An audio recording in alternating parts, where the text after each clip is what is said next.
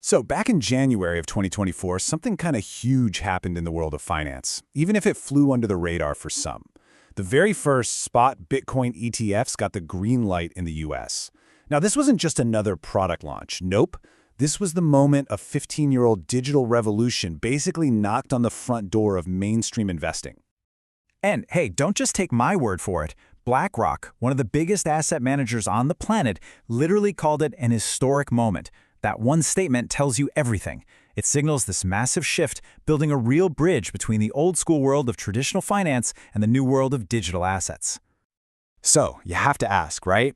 How in the world did a niche internet currency end up with its own ETF on Wall Street? And more importantly, what does this actually mean for you, for investors, and for the future of money? Well, that's exactly what we're going to break down. To really get the importance of this, you've got to see this launch for what it is. It's a scalable bridge. For the very first time, everyday investors have a familiar, regulated, and frankly, easy way to get exposure to Bitcoin, an asset that, let's be honest, was considered the Wild West of finance for a long, long time. But before we get too deep into the ETF, we really need to rewind. Let's go back to the beginning. Why was Bitcoin even created 15 years ago? I mean, what problem was it actually trying to solve in the first place? When Bitcoin launched way back in 2009, it was a genuine breakthrough. It took decades of research in computer science, cryptography, and network theory and mashed them all together to create something nobody had ever successfully built before, a digital asset that didn't need a bank or a government to work.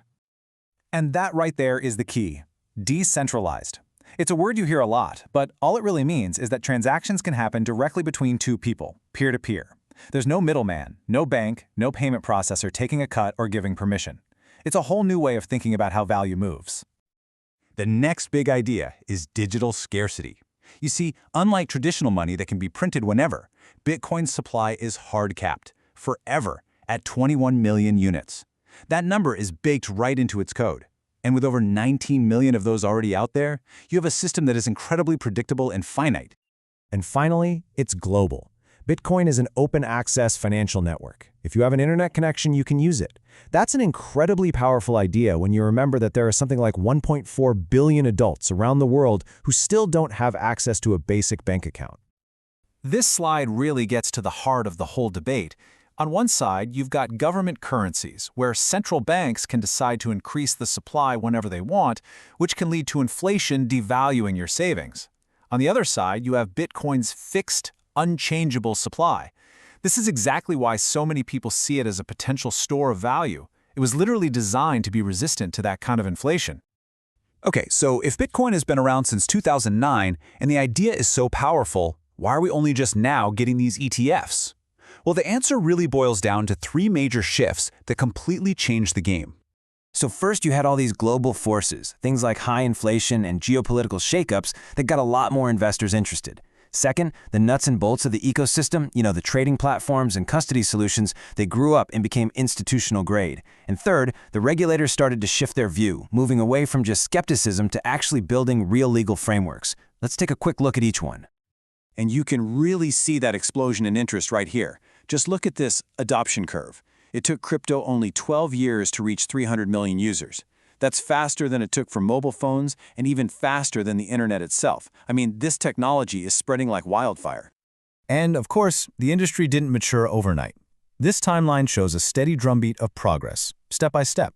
You see Bitcoin get classified as a commodity back in 2015, then the first futures contracts in 2017, a huge public company listing with Coinbase, and eventually actual regulatory frameworks like MiCA in Europe. Each one of these steps built the foundation for the next. So with all that interest in the professional-grade infrastructure in place, the stage was set for the final piece of the puzzle, the ETF. But what is an ETF, really? And why is this bridge so important for an asset like Bitcoin? Honestly, the easiest way to think about an ETF is as a simple wrapper. It takes an asset, in this case, real physical Bitcoin, and it puts it inside a package that you can buy and sell on a regular stock exchange through your normal brokerage account. It just completely removes all the technical hurdles, like worrying about self-custody or private keys.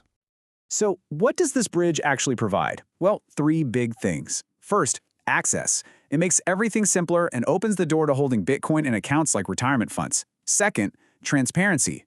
All the trading happens on regulated traditional stock exchanges, which makes the price much clearer. And third, liquidity. It just adds another massive place to buy and sell, which can actually act as a shock absorber when things get volatile. Okay, but we have to talk about the elephant in the room. This new era of easy access is for an asset that is famous, or maybe infamous, for one thing above all else: crazy volatility. So what can Bitcoin's wild history tell us? If you look back, Bitcoin's entire journey has been this story of dramatic cycles. You see these absolutely massive bull runs, followed by gut-wrenching corrections. But there's a really interesting pattern that's emerged. Each cycle's lowest point has so far always been higher than the peak of the previous cycle. I mean, just look at this. In the 2012 to 2015 cycle, some of the early folks who managed to hold on through all the chaos saw an almost unbelievable 538 times return on their investment. But, and this is a huge but, that kind of reward came with extreme risk. Just look at the crash after the very first big run-up, a staggering 93% drop from its peak. That's almost a total wipeout. Now let's fast forward to the most recent cycle. The numbers are a little different, but the pattern is basically the same. The return was a more moderate, if you can even call it that, but still incredible 13x. And true to form, what followed that peak? Another severe correction, a 77% drop from the all-time high. The theme here is crystal clear. In Bitcoin's story, the potential for high returns has always come hand in hand with equally high volatility. And that brings us to the ultimate question. The ETF has definitely built a strong, sturdy bridge from Wall Street into the world of Bitcoin. But will that bridge lead to mainstream adoption and a permanent home for Bitcoin in everyday investment portfolios? Or is it just paving a much wider road for the next, even bigger volatile cycle? Honestly, only time is going to tell.